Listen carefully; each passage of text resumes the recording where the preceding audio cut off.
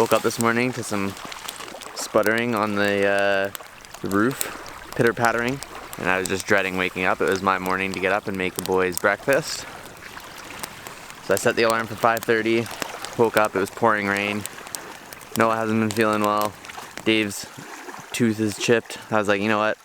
I'm not gonna rush out there yet. So I got up maybe around 6:30. Rain had stopped. Came out here, got a fire going. Luckily I had stashed some stuff away last night, so we're all good. Fire got going pretty quickly. So we're warming up. But yeah, just a classic day out here in the bush.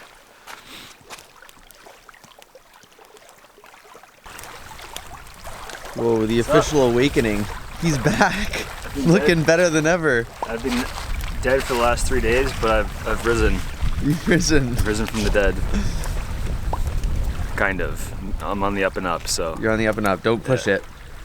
Yeah. But we're happy to see you smiling again. Yeah. It's been a rough road, but. Would you like some tea or something, or?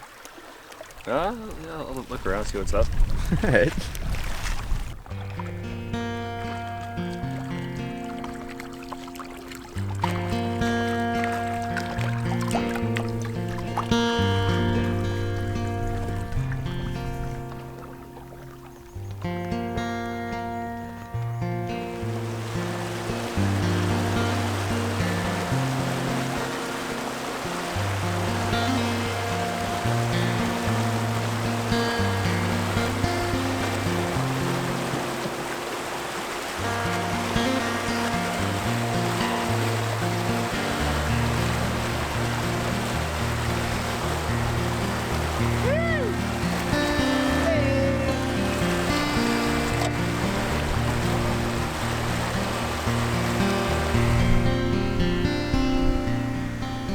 So we just knocked out our first 200-meter portage of the day. We've got quite a few to knock out today, but luckily a lot of them are pretty short.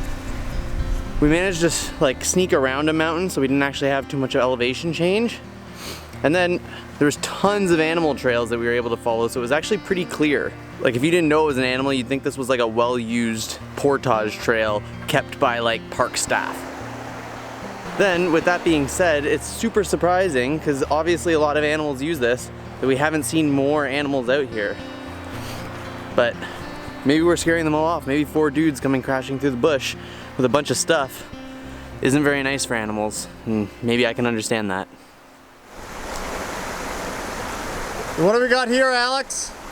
We got a big brook trout. It hammered this spoon that I'm using right now in the rapids here. Chris was able to get me to shore, and yeah, I'm just trying to tire her out so I can get her in here.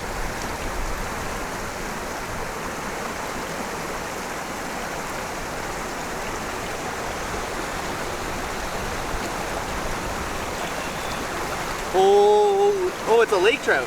Ah, it's a lake trout. Look at the colors of that Never mind, big lake trout. We'll take it. Holy smokes!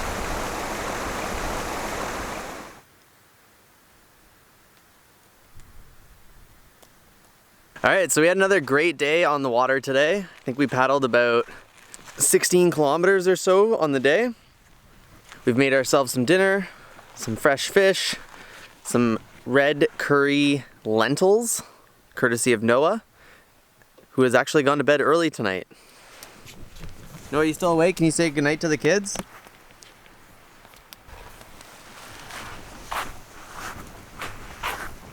Just say goodnight. Good night, everyone. There you go. Noah's in bed. He's feeling better today, though. We'll hopefully see more of him over the next little while. Mr. Green, how's that lentil soup? Delicious. Really good? It's very good. Oh, very lentil-y and red. Calorie dense. Warm. Chris, you on bowl 3 already? Just the one. We'll see. We had leftovers past few days with Noah down. So we gotta try and knock this out.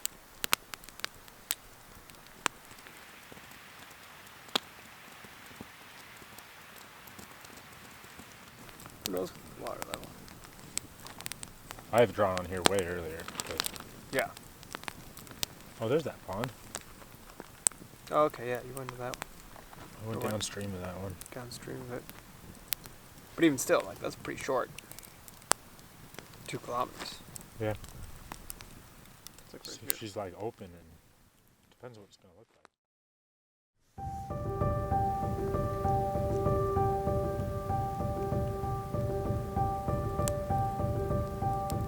Today we would make it to the upper Aston River. I was feeling better, but far from 100%. Dave's tooth was broken, and an infection was a possibility. If things were to get worse for either of us, an evacuation would be inevitable. It was a quiet morning at camp as we mulled over our options, as we were approaching a river where we would be doing the second documented descent with little to no information and an unhealthy team.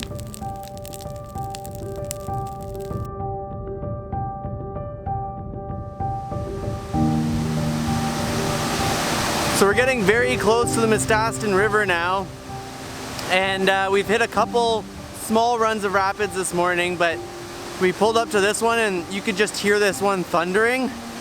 Even though it looked mellow up at the top, we just pulled over, went for a walk to scout it, and sure enough, we're not even going to be able to line this one because there's a waterfall at the end.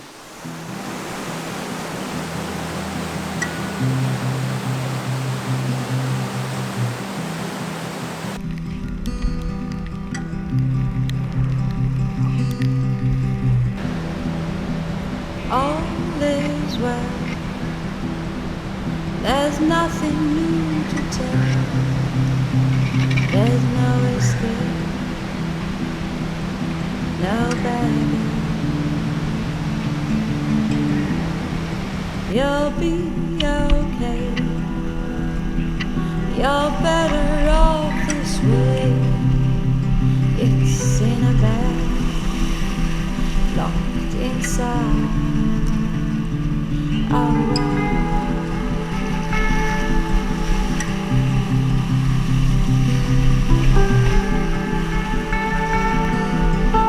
Back paddle, back paddle, back paddle, draw. Bold and bare, the sound of my despair possessing me, caressing me. You'll be okay. There it is. You're better off this way.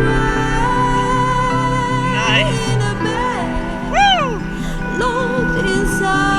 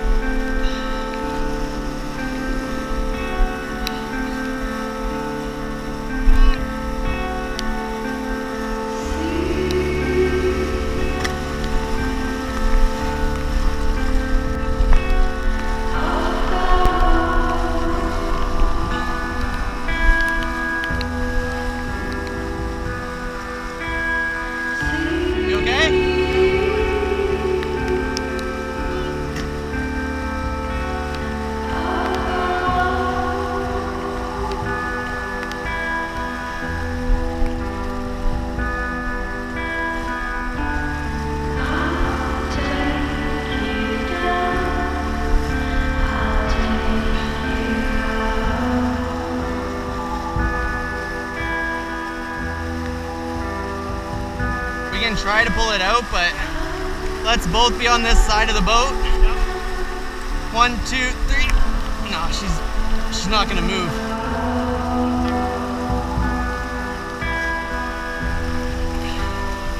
It's just like anytime we move this now, we're risking pinning it on something else.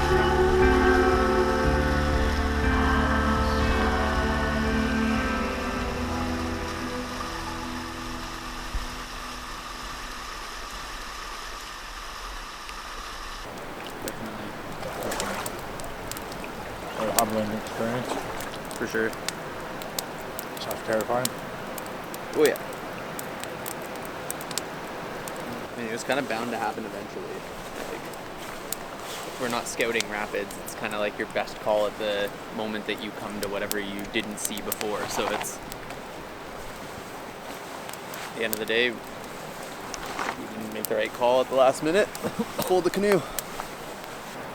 We've been doing this a lot though, like, and I think we were all just waiting for the humbling experience to tell us maybe we need to slow down a little bit.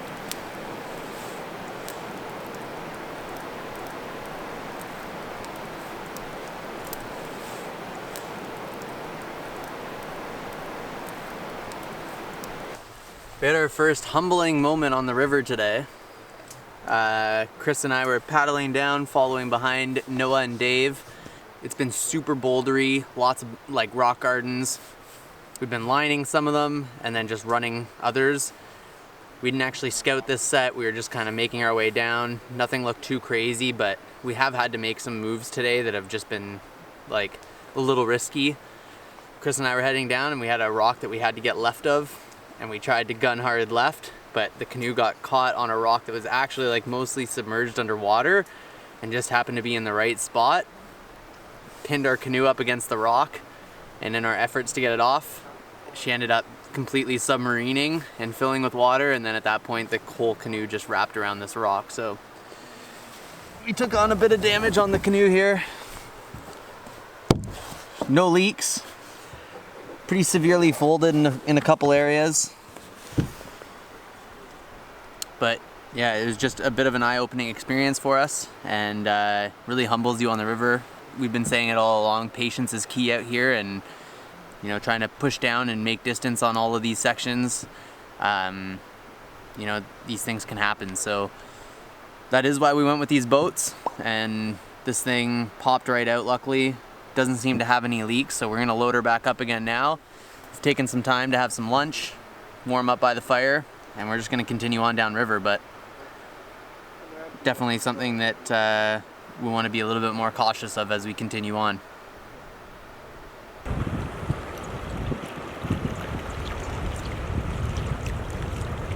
What do you boys think of this? Gorgeous It's like out flat here. water.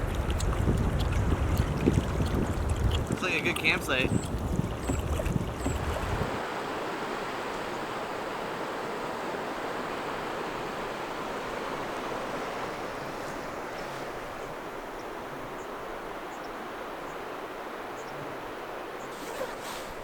Oh, how's it going, guys? Great to see you here. We've had a long, tough day on the Aston River. Again, this river's only been run once before, and there's probably a number of reasons why. It was an absolute gong show today. We might have gone like 3 kilometers, and we're slowly making our way to Aston Lake. On that note, we also wrapped a canoe and had a couple falls on portages. But on a good note, I'm back from my 4 to 5 days of just pure hell. I've had a serious case of the runs, and it totally crippled me. I was probably going anywhere from 6 to 20 times a day, and that included multiple times in the middle of the night getting up in mosquito infested swampy areas when it's raining. Yeah, it's been pure hell. But yeah, this area is absolutely beautiful, and that's one thing we got to remember. It can be a lot of work to get here, but when you just take your head out of the mosquito net and just look around, we're in a place that's been rarely seen by human beings, and it's amazing. There's caribou moss everywhere. The geology is insane. There's these Arctic char running in the rivers. It's amazing, but it's hard work too. I don't know.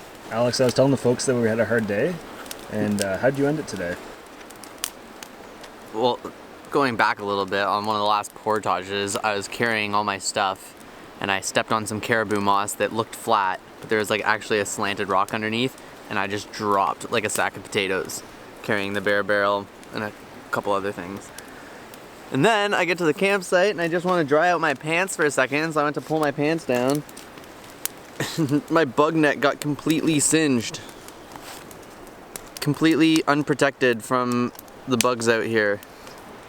Which, if you've seen Noah's temple, is not cool.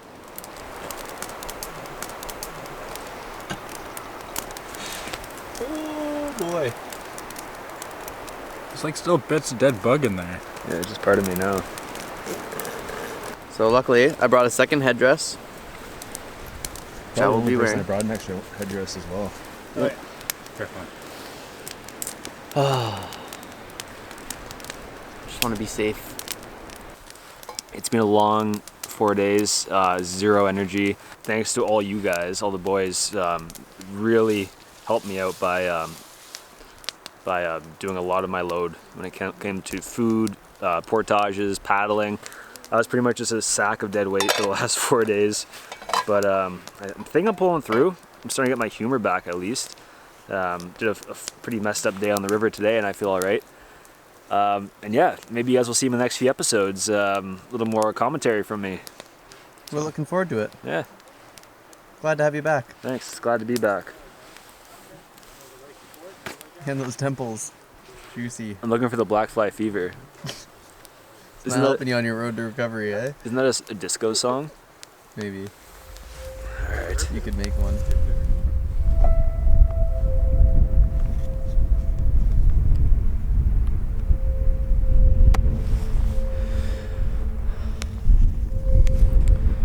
What's going on, guys? Alex here. Today was a really tough day. Today was a really, really, really tough day. And we're now at our campsite. We're kind of unwinding, hanging out. And there's a big mountain behind our campsite that has a view of Aston Lake, something that we've been working towards. Well, we've been working towards every part of this trip, but Aston Lake is the impact crater site that definitely interested me a lot, and it's now in plain sight. Way out over all of those barren hills. That is what we are heading towards. Paddling along the river that you can see down there, which just winds its way all the way until you get to that lake. It's humbling days like these that just give you a big respect for the river, you know? It's what we had been riding rapids most of this trip, barely scouting. Most of the time we were able to see most of the set, so it was just like these small little things that would come up, like a small hole or a pour over that you could like pretty much 9 times out of 10 get over. We're looking at the slope of the rapids too, like if one has a huge drop off and you can't see the bottom, it's like we're taking our time. But at the end of the day, you're only as good as the last move that you make, and we were running a line and Noah and David just done it just before us, and they hit it pretty much perfectly. Humbling experience, but yeah, it just shakes you up a lot, you know, like for the rest of the day you've got that like lack of confidence, and then the rest of the day just wasn't a great day for me. I fell on a portage.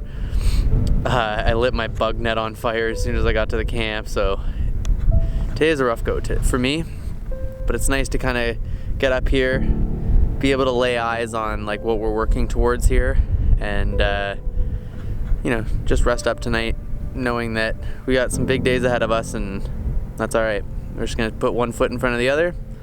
We're gonna get there. We're gonna do it.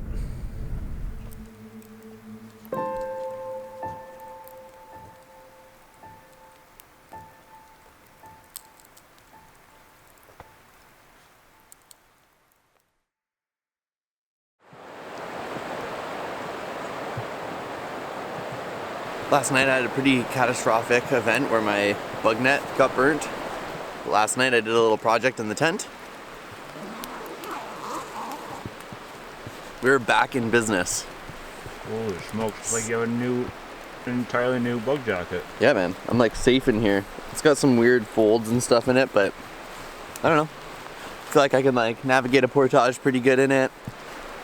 So when you're cutting that bug net, did you realize now you're committed to doing a full rebuild of your bug jacket? Definitely. There's actually a couple guys in here. They must have gotten in. Yeah, it was a little scary cutting that net last night. I thought for sure, I was like, this is do or die right now.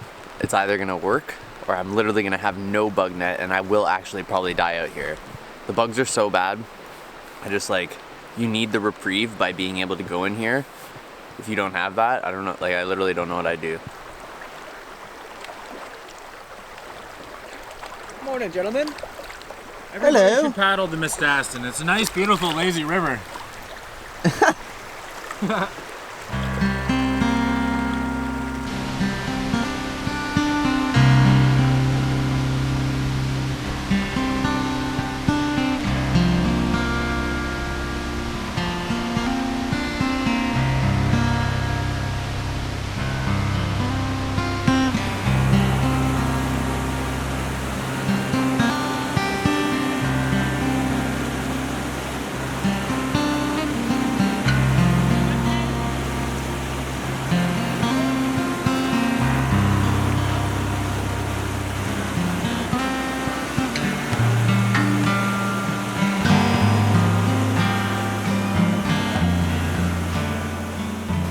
So lining and tracking is one of the most dangerous things we have to do out here, hands down. And right off the bat today, we were lining the boat down a set and I slipped on a rock and I went back, I grabbed some bushes, but I landed right on my hip. And this is what can happen if you're not super, super careful. She's gonna go black or blue, I bet. Oof, it's already swelling. Oh, I bet. She's not gonna feel very good in the morning. No, definitely not. But the good thing is it's easy to keep it cold out here. Yeah, no problem there. No problem there. Cold and damp. Yeah, no problem. Gotta be careful out there. Yeah, be safe, kids.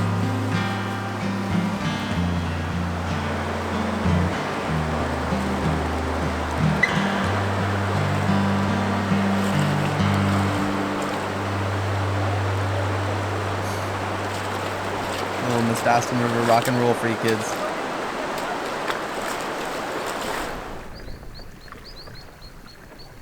So we've crushed a decent amount of distance on the Miss Aston River this morning. We were actually able to run quite a few of the sets. And now we're in the flatwater section, which is just like kind of cruising current, which is a lot of fun. We're just gonna see how far this will take us before the meet picks up again.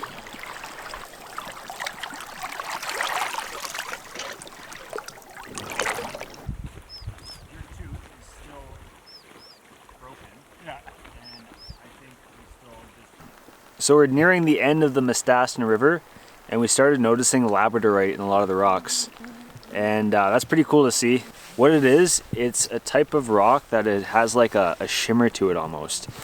I'm not sure if you can see it on the camera, but with the right light, there's like blues and purples and greens. And it's almost like glass. And it's definitely a rarity to find something like this, and it's everywhere out here, so pretty cool. If you know anything more about Labradorite, I'm no Labradorite specialist, so please comment below. I'd love to know more about this. It looks really cool, but how is it made? I don't know. Sad to say, but this is where we leave the Miss Aston River, heading into Miss Aston Lake. We debated continuing on. That river does eventually flow into the lake, but it looks pretty treacherous from a quick scout. And we're thinking we're better off doing the 900-meter portage from here directly into the lake. That way there's no questions.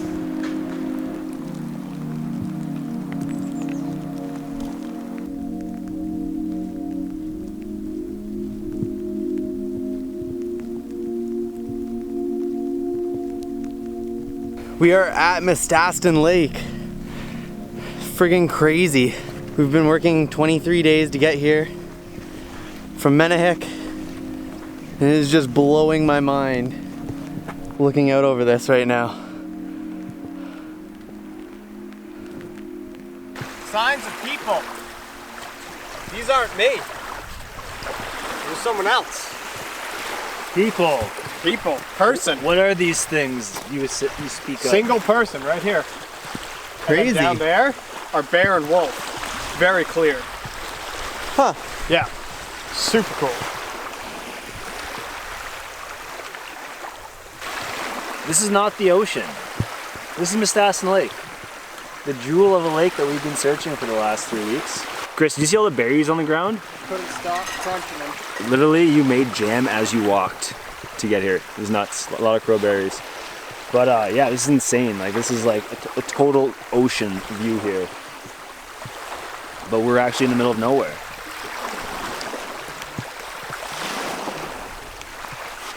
Aston Lake is also an impact crater site. We've probably said that before, but that's what made the lake. It's a monster meteor back in the day. What are the chances that a meteor hits in the same place? What are the chances? Yeah. Like 1 in 2? Yeah. Yeah. Every 1 in 2 meteors hits in the exact same spot. Yeah, I'd say 50%. Yeah.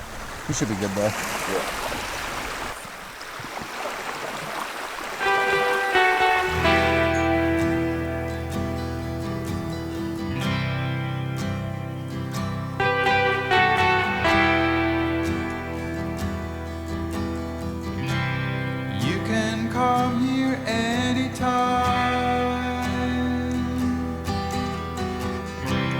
Garden is neglected, but the door is open.